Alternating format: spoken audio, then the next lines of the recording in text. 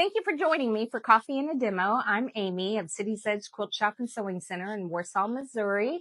I am in Kansas City today at home showing you a few things to make, or a thing. Gonna share with you a template that's been around for quite a while. It is by Quilt in a Day, Eleanor Burns and Quilt in a Day, who is like the queen of quilting. She's been around for a long time and she has tons of Quilt in a Day books. She is an excellent author and she came up with this ruler quite a long time ago. And it is called Scallops, Vines, and Waves. I'm going to put it on this mat so you can see it, but it's Scallops, Vines, and Waves.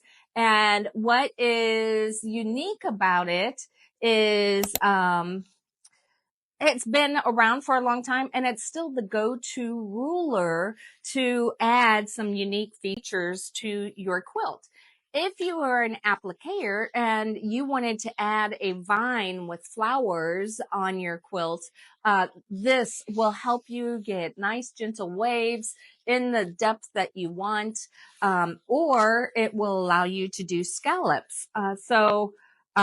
This side of the ruler is vines or waves, and this side of the ruler is for your scallops. So I'm going to show you how we are going to add this unique feature to the quilt. So I'm going to refer you to the book here.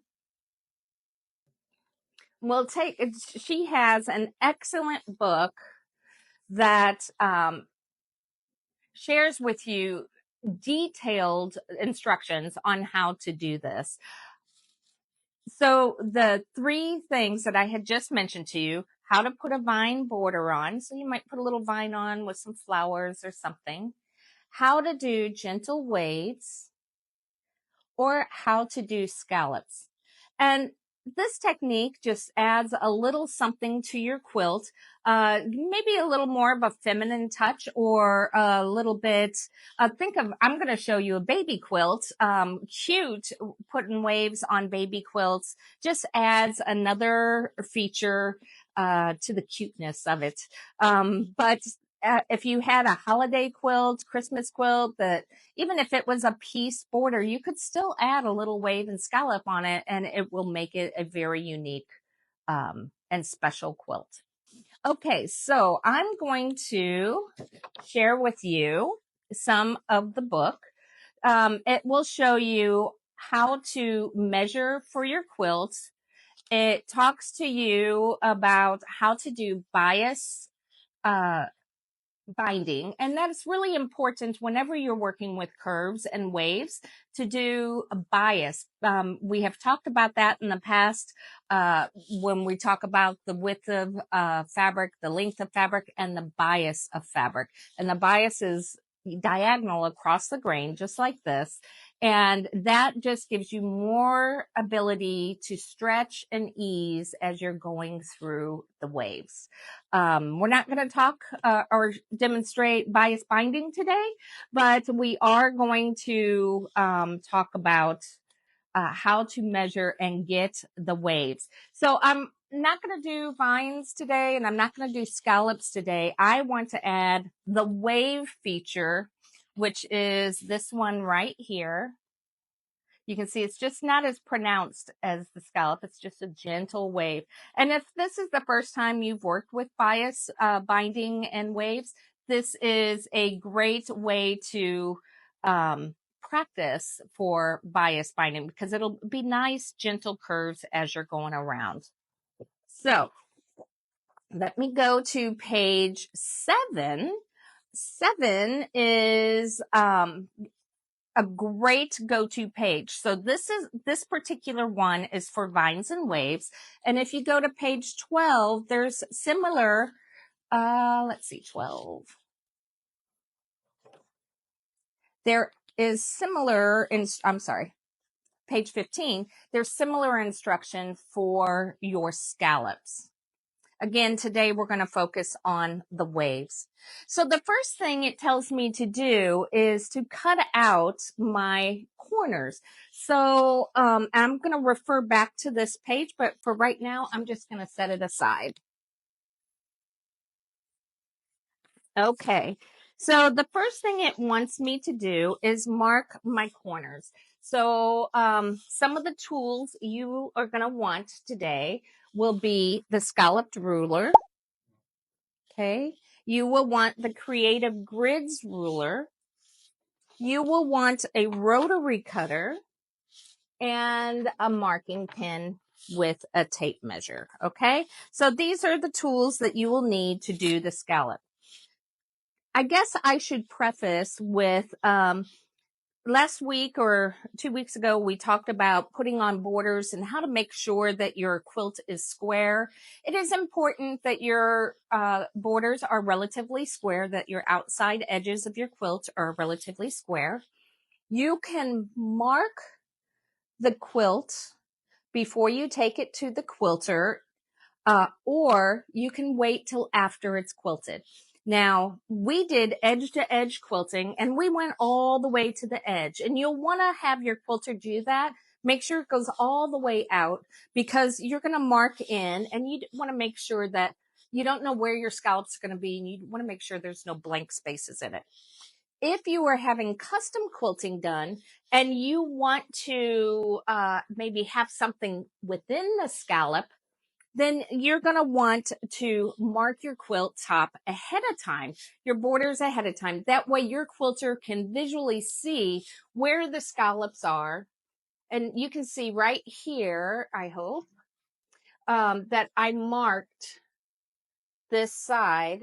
And you can see the scallop right there. And then your quilter could put something within it. Okay. I am doing it after the fact. So I've quilted edge to edge. And now I'm going to scallop this cute little baby quilt. So let's get started.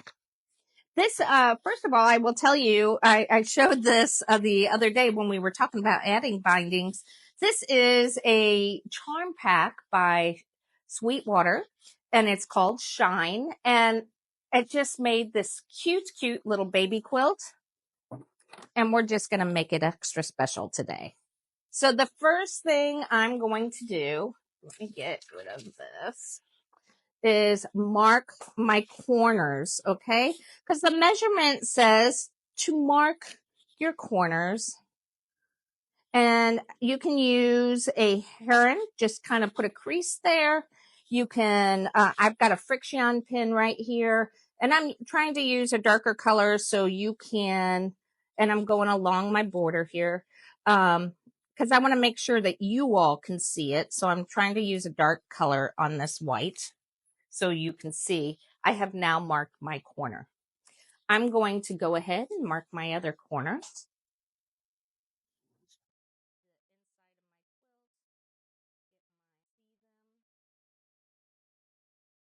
Okay. The next thing it wants me to do is mark 1 inch inside, I'm sorry, from the outside edge, but mark on the inside of the quilt 1 inch. And what that does is allow your scallop to come outside the line. So again, I'm going to make these really dark. On the other side, you'll notice that wasn't this pronounced. I just put a little dash across, so I had a line to work with, but I want to make sure you all can see what I'm doing. So I'm going to make these heavy lines.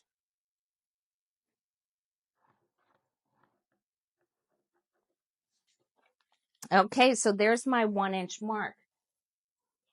So when I refer to the book, it says that I need to measure the inside minus my corners. I have, let's say 26 to 26 and a half on this side.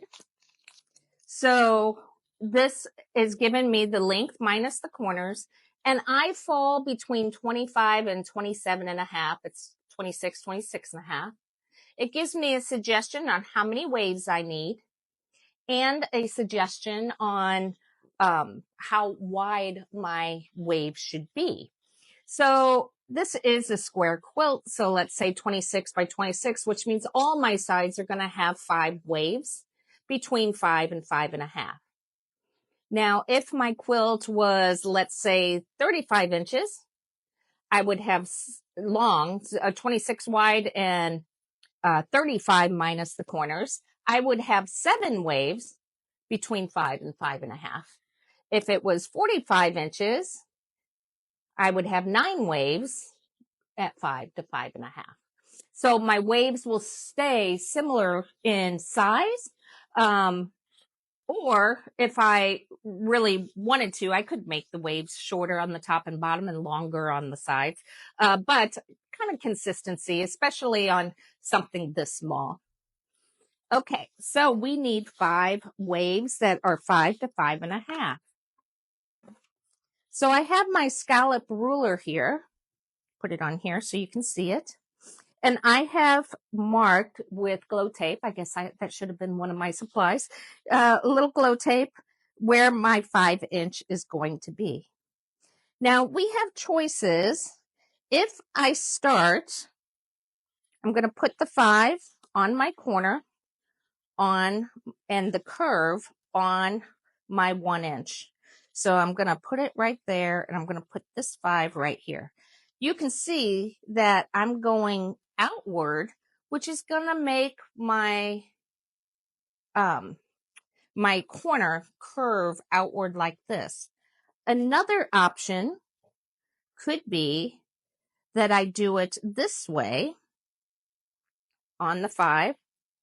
Now my corner is coming out to a point. Okay, and that is another way to do it. And here is a good demonstration of these two.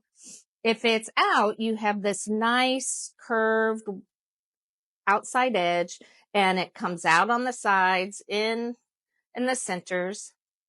Okay, on this one, you can see it comes out just a little bit to a point. So it depends on the look that you want. Okay, so you could choose that first. When you go to the points, the binding will be a little bit harder to get around that corner because it's not as gentle of a curve as that one. All right, so I have chosen to do the easy method. So I am going to go ahead and mark this one so I curve outward. So let's do that. I'm going to put this on my line here, 5 here.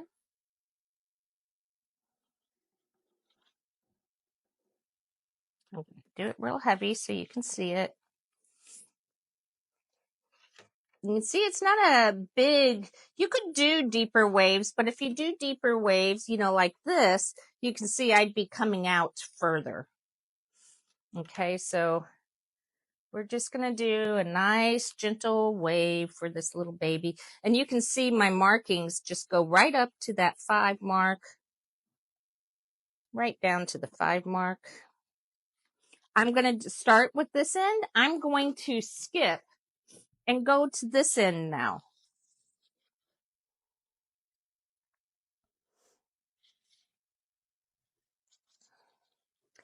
The reason I'm doing the corners first is because if there is anywhere that I need to extend to meet, which I will have to on this one, because your borders are not always exact.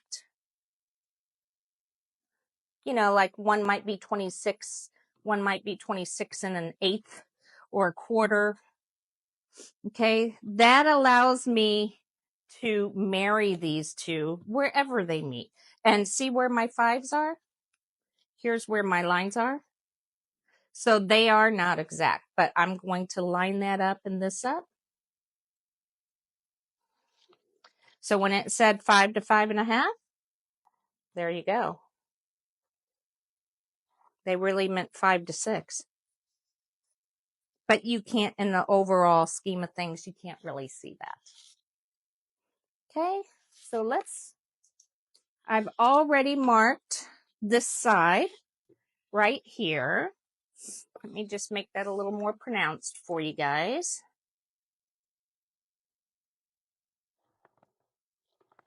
So you can really see it.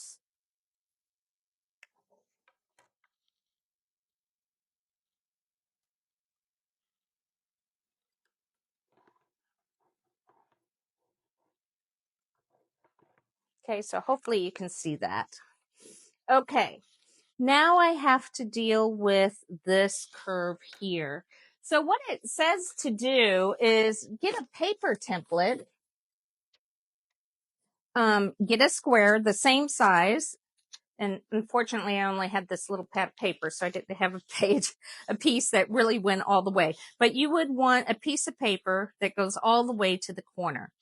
And you're going to fold it on the diagonal and make sure it goes diagonally in your thing there. And then you're going to match these two up with a nice gentle curve. Now, and then you could use that as a template in all of them. What I've done for me is I just use this, making sure that here's my center line, putting that on the line, my 0, get it down. Okay. And I'm just going to marry my curves. And I'll make that a little softer so it's not like a point. Just kind of a nice little curve throughout. If you wanted it to come out a little bit, you just draw it out. Maybe you can maybe have a plate that's the perfect size or something. Okay. There you go. So if I wanted to make sure that mine was like that all the way across, I would just mark it and then go there. All right. So now we are ready to cut that baby out. Let's do that. Get my cutting mat. I'm going to start right here because I didn't do the other side yet, but I wanted you to see how easy this is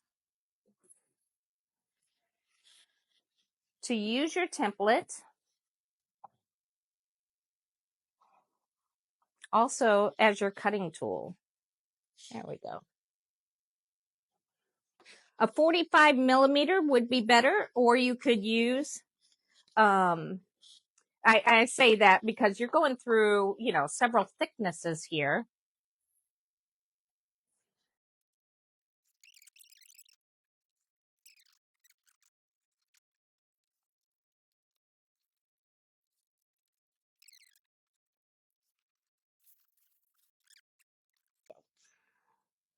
I'm just going to probably clean it up with a little pair of scissors after we're done.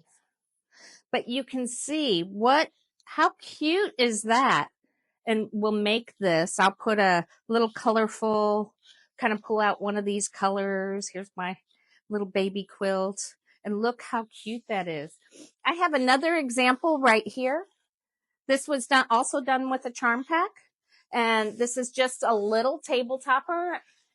I did some grunge and a charm pack.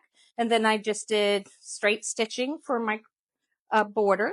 And then I did my bias binding, just stitched in the ditch.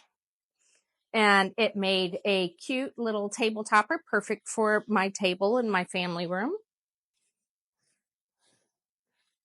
And this is the vines, scallops, and vines, waves, and scallops template by Quilt in the Day.